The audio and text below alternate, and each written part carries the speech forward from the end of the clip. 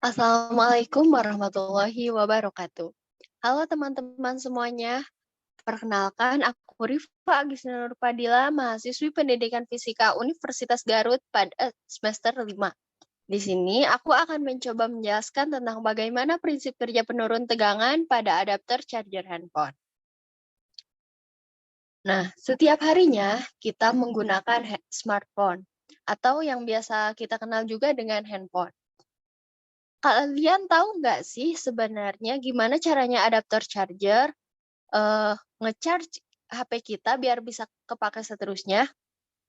Terus, kenapa sih kalau kita nge-charger terus disambungin ke listrik, itu nyetrum, dapat bersambung si listriknya, tapi pada saat kita menyentuh kabel tersebut, itu nggak nyetrum, tapi emang harusnya nggak nyetrum sih ya ke tangan kita.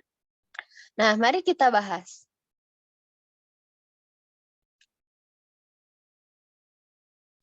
Beberapa orang mungkin sudah tahu kalau charger handphone itu komponen yang bisa merubah arus AC dari PLN ke arus DC yang tidak menyetrum. Namun kenyataannya, proses pengubahan ini tidak langsung AC ke DC. Arus AC dari sumber listrik rumah akan diubah ke DC, lalu dinaikkan frekuensinya dan diturunkan tegangannya. Barulah bisa disambungkan atau dicolokkan ke handphone kita. Emang ada apa aja sih komponen-komponen elektronika yang ada pada adaptor?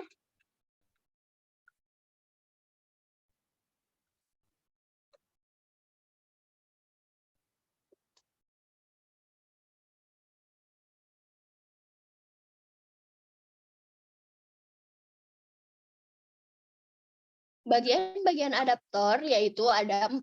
Pertama, transformator.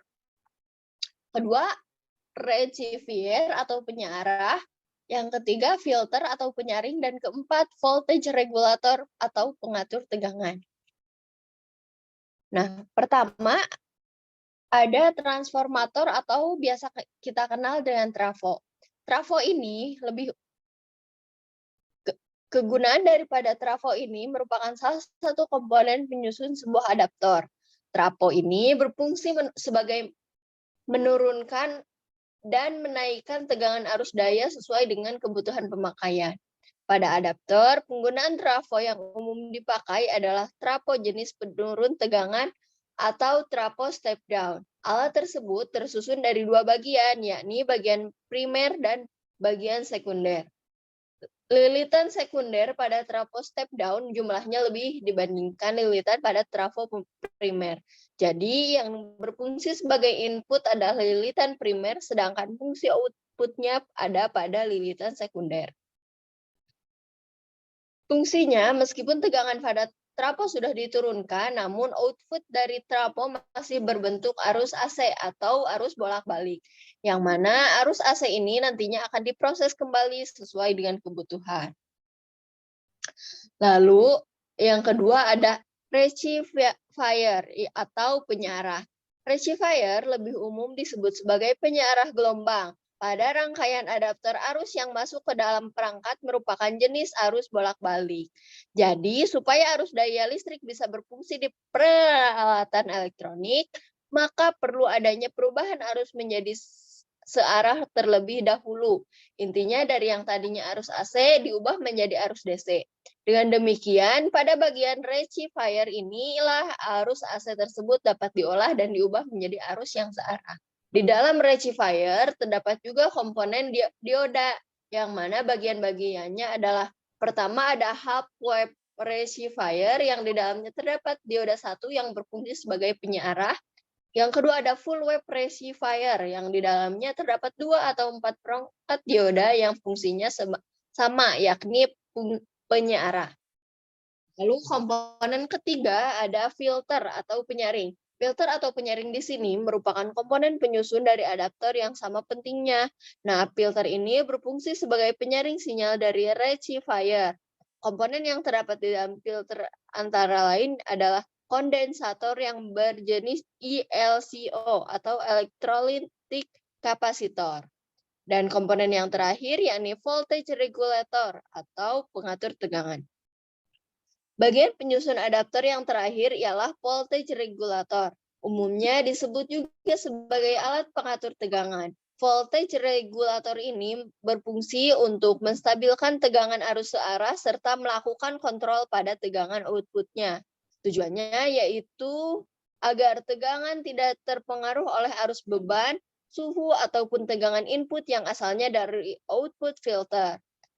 Nah, di dalam voltage regulator ini, kalian akan menemukan beberapa komponen seperti diantaranya ada transistor, dioda Zener, serta IC regulator. Selain itu, di dalam voltage regulator terdapat beberapa komponen penyusunnya, yaitu current limiting berfungsi sebagai pembatas arus, kedua over voltage protection sebagai protektor dari kelebihan tegangan, dan ketiga short circuit protection, yakni sebagai protektor dari hubungan arus pendek listrik. Lalu, bagaimana sih cara kerja adaptor? Nah, setelah membahas bagian-bagian adaptor, tentunya kalian sudah memiliki gambaran bukan mengenai cara kerja dari perangkat tersebut. Nah, untuk dapat memahami bagaimana cara kerja adaptor, kalian dapat menyimak ini. Pertama, PLN mendistribusikan aliran arus listrik melalui sumber tegangan yang kemudian akan masuk dalam transformator. Lalu yang kedua, arus listrik tersebut yang masuk ke dalam transformator kemudian diubah menjadi arus DC sehingga masuk ke dalam switching. Yang ketiga, proses selanjutnya yaitu tegangan arus listrik akan masuk ke dalam blok inverter di mana tegangan DC akan diubah lagi menjadi arus tegangan AC. Nah, tegangan arus AC ini kemudian masuk ke dalam blok regulated dan akan diproses oleh dioda half wave, penyearah, dan juga LCO.